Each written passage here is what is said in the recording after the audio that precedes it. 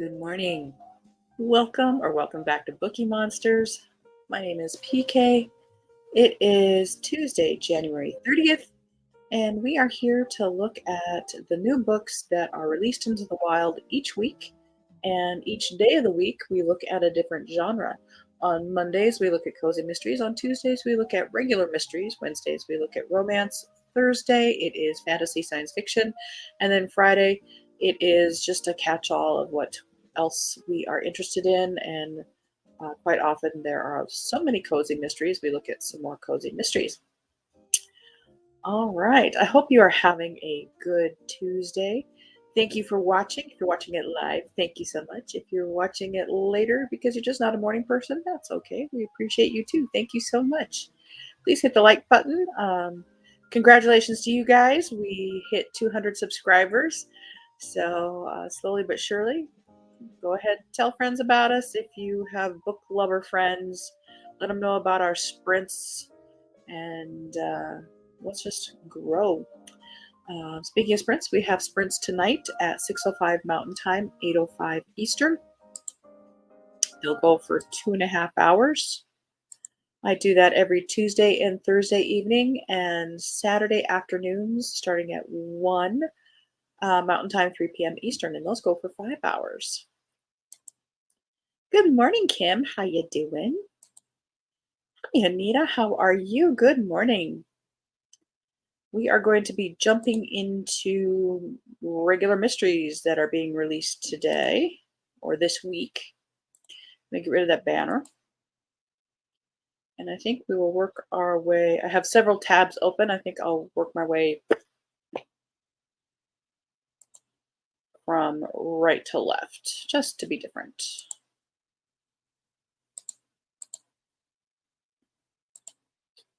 All right, first up, The Mountain King by Anders Delamotte.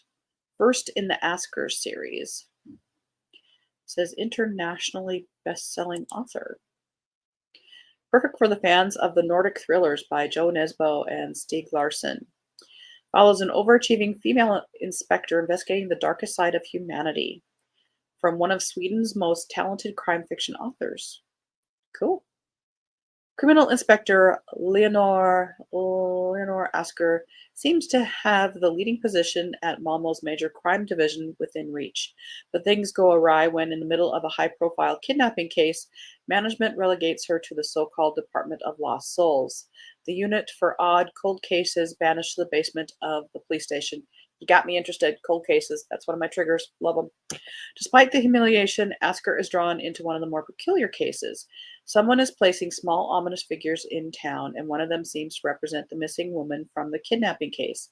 As Asker's investigation takes her to abandoned buildings, she reaches out to a local architecture expert, and together they explore the sinister recesses of the city and discover that an unusual kind of evil lurks in the shadows. You know how you have trigger things that immediately make you go yes or no? Like for me, vampires, absolutely no. Cold cases, yes. Almost Surely Dead. Now, I have this one as a Kindle First option that was offered early at the beginning of the month. I haven't read it yet.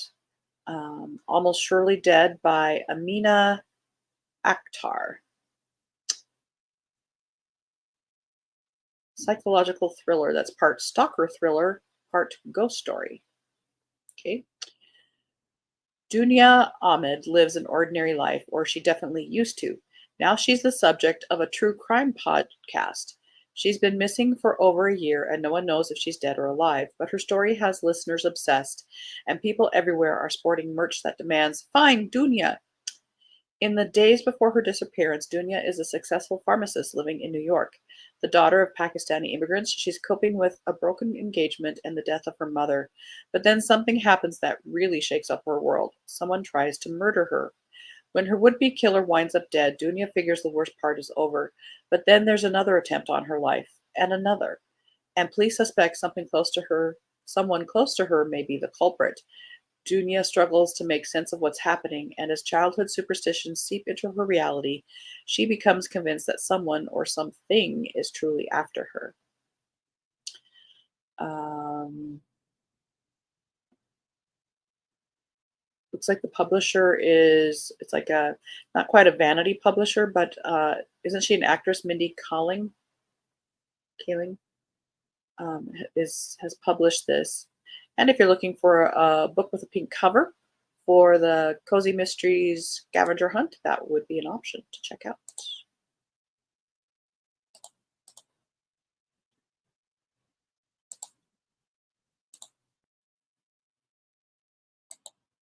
Last Night by Luann Rice.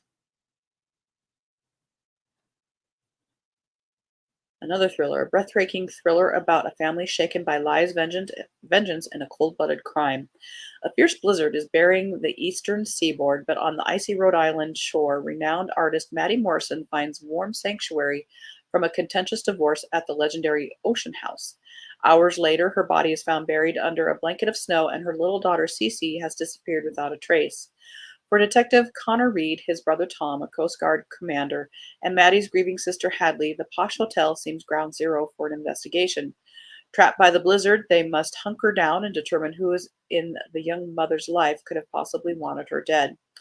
There are stories of a twisted romantic past, of old jealousies and resentments that still cut to the bone, and a history of greed, rage, and revenge that created the perfect storm for murder, a storm that has just begun. Dot, dot, dot, dot, dot, dot.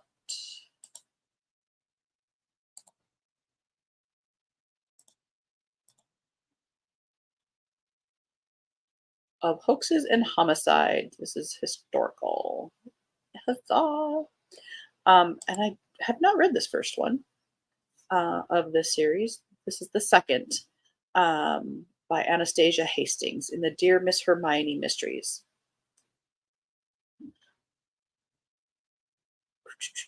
Dear Miss Hermione, what is a mother to do? Sensible Violet Manville and her very ladylike half-sister Sephora are absolutely bored, thank you very much. Though neither of them would ever admit it out loud, they're missing the thrill of playing detective. So when Violet receives a letter from a heartbroken mother sent to her alter ego, the agony aunt, known to the world only as Miss Hermione, her pulse can't help but quicken. The daughter in question has gotten caught up in a cult, the Hermetic Order of the Children of Aid.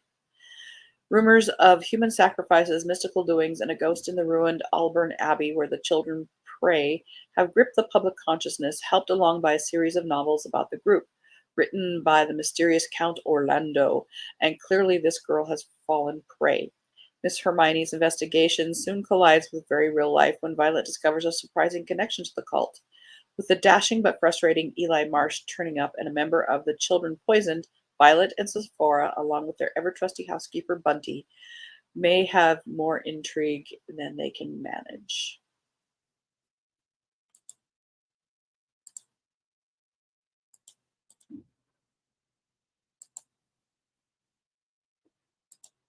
Missing Persons, James Patterson with Adam Hemdy.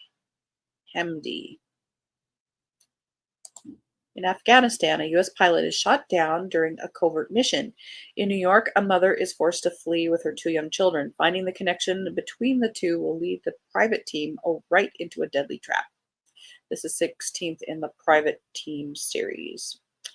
A wealthy businessman approaches Jack Morgan, head of Private, the world's largest investigation agencies. Well, that's a good name. We're private. No, you can tell me. No, we're private. I'm telling you, we're private. With a desperate plea to track down his daughter and two grandchildren who have disappeared without a trace. What at first seems to be a simple missing persons case soon escalates into something much more deadly when Jack discovers the daughter is being pursued by highly trained operatives.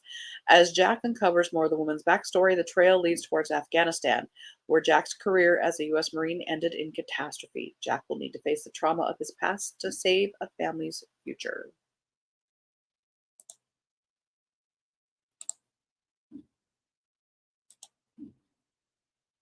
The Millionaire, a Maureen Gould legal thriller. I like legal thrillers.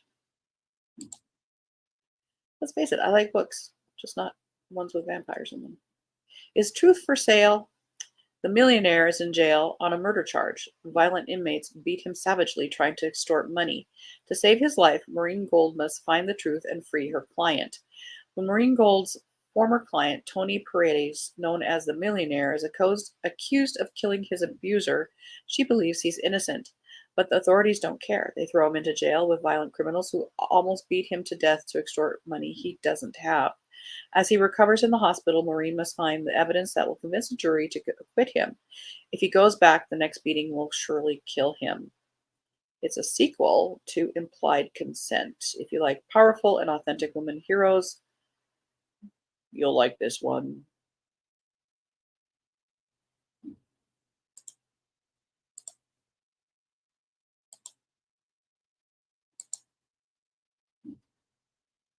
All right. Wander in the Dark by Jumata Emil.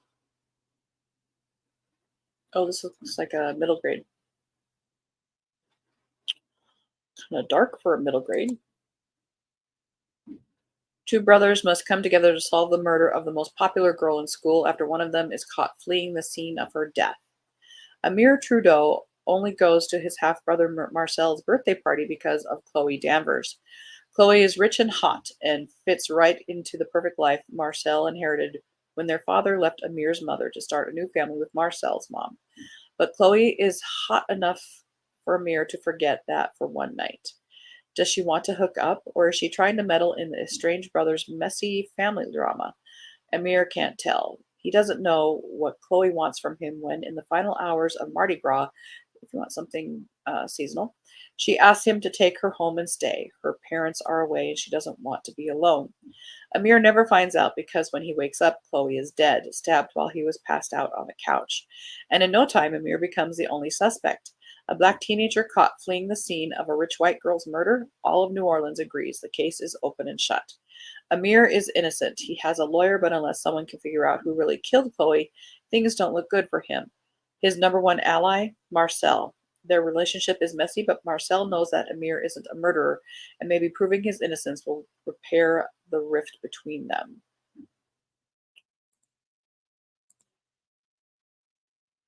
Maybe not middle grade, but maybe more high schoolish, college-ish. The Royal Game by Linda Keir.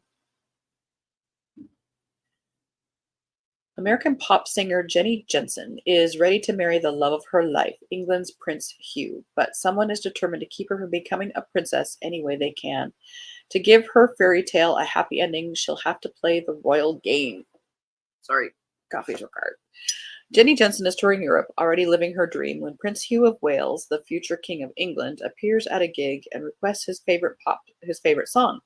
He's already smitten, and soon so is she. After a secretive whirlwind romance, Hugh proposes, and when Jenny accepts, her world changes overnight. She's still learning to navigate the minefield of constant scrutiny, barbed social interactions, and royal protocol. There are rules about pantyhose, as she learns that not everyone in England is excited about the prospect of an American princess.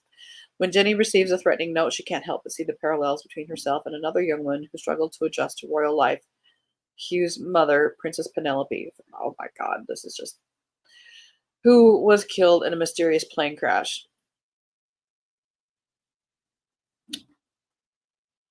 And as the threat to Jenny grows more serious, she digs into Penelope's past, discovering a woman who also suspected someone in the palace was out to get her.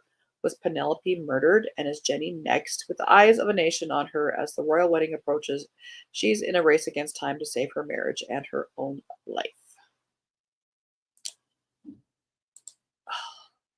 I wish authors would try a little harder sometimes. That has a very 70s cover to me, but I like it. The Disappearance of Astrid Bricard by Natasha Lester. Vogue meets Daisy Jones and the Six. Everyone remembers her daringly short silver lame dress. It was an iconic photo capturing an electric moment when emerging American designer Astrid Bricard is young, uninhibited, and on the cusp of fashion and feminism's changing landscape. She and fellow designer Hawk Jones are all over Vogue magazine and New York's disco scene, yet she can't escape the shadow of her mother, Mitza Misa Bricard, infamous muse for Christian Dior. Astrid would give anything to take her place among the great houses of couture on her own terms. I won't inspire it when I can create it. And then Astrid disappeared. Now Astrid's daughter, Blythe, holds what remains of her mother and grandmother's legacies. Of all the Bricard women, she can gather the torn, painfully beautiful fabrics of 3 generations of heartbreak to create something that will shake the foundations of fashion. The only piece missing is the one question no one's been able to answer. What really happened to Astrid?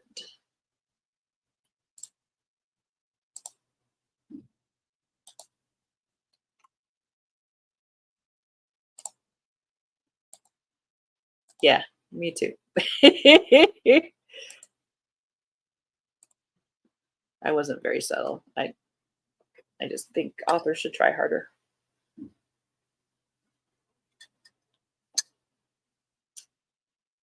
It's more like fan fiction. A suspenseful and entertaining debut thriller, Midnight on Beacon Street by Emily Ruth Verona. October 1993. One night, one house, one dead body. When single mom Eleanor Mazinski goes out for a much needed date night, she leaves her 2 young children, sweet, innocent 6-year-old Ben and precocious, defiant 12-year-old Mira, in the capable hands of their sitter, Amy. The quiet 17-year-old is good at looking after children despite her anxiety disorder. She also loves movies, especially horror flicks, and Amy likes their predictability. It calms the panic that threatens to overwhelm her. The evening starts out normally enough with games, pizza, and dancing, but as darkness falls, events in this quaint suburban New Jersey house take a terrifying turn. Unexpected visitors at the door, mysterious phone calls, and by midnight, little Ben is in the kitchen, standing in a pool of blood with a dead body at his feet. This is a debut novel.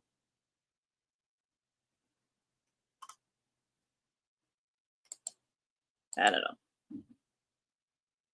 Kid Jeopardy, Kid Jep, not exactly my thing, but if you like horror movies and kind of want that Scream kind of feel to me, it seems. Check it out. The Excitements by C.J. Ray. About 2 brave female World War II veterans who survive the unthinkable without ever losing their killer instinct or their joie de vivre. Meet the Williamson sisters, Britain's most treasured World War II veterans.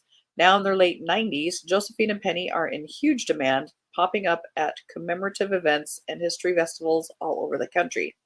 Despite their age, they're still in great form, perfectly put together, sprightly and sparky, and always in search of their next excitement. This time, it's a trip to Paris to receive the Légion d'honneur for their part in the liberation of France. And as always, they will be accompanied by their devoted great nephew, Archie. Keen historian Archie has always been given to understand that his great aunts had relatively minor roles in the Women's Royal Navy and the first aid nursing yeomanry, but that's only half the story. Both sisters are hiding far more than the usual official secrets. There's a reason sweet Auntie Penny can dispatch a would be mugger with an umbrella. The trip to Paris is not what it seems either. Scandal and crime have always quietly trailed the Williamson sisters, even in the decades after the war. Now armed with new information about an old adversary, these much decorated but admittedly ancient veterans variously intend to settle scores, avenge lost friends, and pull off one last daring heist before the curtain finally comes down on their illustrious careers. That sounds kind of cute.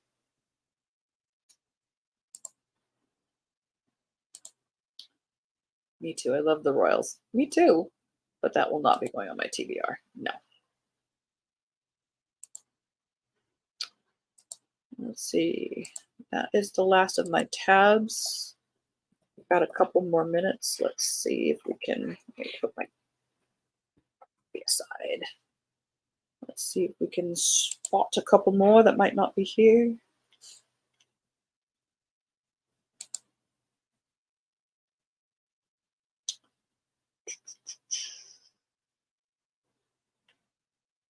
We're just kind of scanning for, and we're just gonna, now this site, this is freshfiction.com, is not necessarily, just like the other ones, true for being released this week, but Like this one, I'm sure that one came out earlier. And sometimes it's even like the paperback came out this from a year ago. It does say great. It does say. Well, why isn't it on everybody's list? 'Cause that's a big author. I'm confused. That one's a huge one. We'll go here. As far as I can tell, this is a new release. Oh, 2023. Duh. My brain hasn't computed to 24.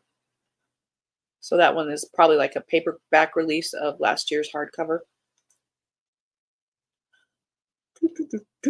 Oh, by the way, I finished Mistborn by Brandon Sanderson. I finished my first Brandon Sanderson after trying forever. I liked it. It was like a 4 star. Ooh,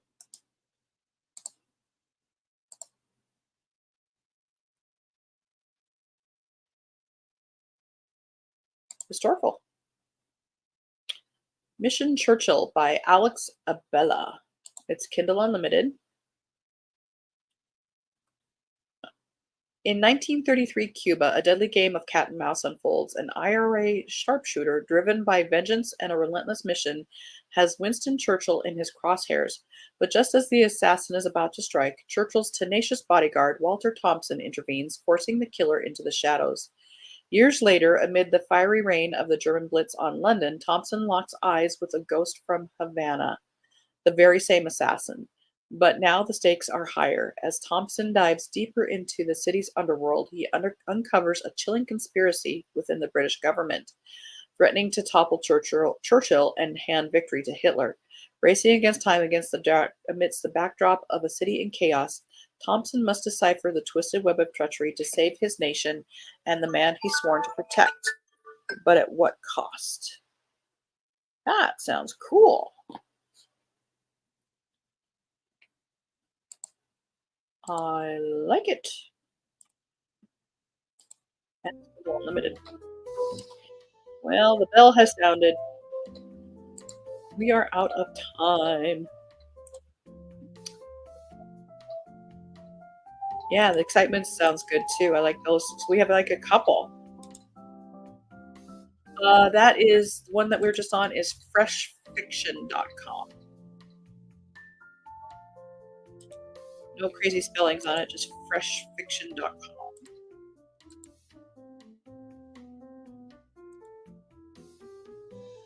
All right. That's a little too loud. We'll take that out. So I've got a couple, 2, 3 that I'm interested in from there. So that's always a positive. That's why we do it. We are Bookie Monsters. We are constantly on the look for new books, new authors, new series. We're like sharks, constantly on the move, looking to devour books. I hope you guys have a good Tuesday. Thank you so much for watching. We do have sprints tonight at 6:05 Mountain Time, 8:05 Eastern. They'll go for 2.5 hours. Sometimes I start a little earlier, but I'm racing home from work and have to take Keo for a spin around the block when I get home. So just to give myself a little extra space, because you never know what traffic and weather is going to be doing, I say I start at 6:05, but you could start a few minutes early. So be on the lookout. Make sure you hit the notification bell so that you can be notified when it. Of course, it's always a little bit late, but it helps. So come tonight, bring a book, work on a project. Just close your eyes after a hard day. That's time for you. In the meantime, as the banner says here, don't be a bookworm, be a bookie monster. Nom nom nom. Have a good day. God bless.